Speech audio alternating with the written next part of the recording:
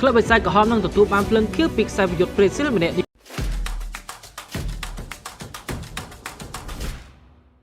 ក្លឹបបិសាចក្រហម Manchester United កាន់តែគិតគិតនឹងយកខ្សែប្រយុទ្ធរបស់ក្លឹប Wolves និងក្រុមជំនួយជាតិប្រេស៊ីលកីឡាករម៉ាតិចឃុញ៉ាយោងតាមការចុះផ្សាយរបស់ Sky Sport បានឲ្យដឹងថា Manchester United បានដាក់សំណើចំនួនទឹកប្រាក់ $83.4 លានអាមេរិកដើម្បីកងត្រានាំយកម៉ាតិចឃុញ៉ាពីក្លឹប Wolves នៅរដូវក្តៅនេះដោយឡែកអ្នកកាសែតអ៊ីតាលីបានឲ្យដឹងថាកីឡាករម៉ាតិចឃុញ៉ាដែលបច្ចុប្បន្នមានវ័យ25ឆ្នាំបានឆ្លើយតបយល់ព្រមរួចរាល់ហើយក្នុងការផ្លាស់ប្ដូរមកកាន់ទឹកដី Old Trafford នៅរដូវក្តៅនេះគូបញ្ជាក់ថាម៉ាតើកូញ៉ាបានក្លាយជាខ្សែប្រយុទ្ធដ៏លេចធ្លោមួយរបស់ក្លឹប Wolves ចាប់តាំងពីរូបគេបានផ្លាស់ប្ដូរមកទីនេះតាំងពីឆ្នាំ2021ខណៈរដូវកាល2024-2025នេះរូបគេរកបាន17គ្រាប់និង6ដកអាស៊ីក្នុងចំណោមការបង្ហាញខ្លួន34ប្រកួតតើបងប្អូនគិតថាការចូលរួមរបស់កីឡាករម្នាក់នេះធ្វើឲ្យក្លឹប Manchester United មានការប្រែប្រួលអ្វីខ្លះសូមខមមិននៅខាងក្រោមអរគុណសម្រាប់ការតាមដានទស្សនាជួបគ្នាវីដេអូក្រោយៗទៀត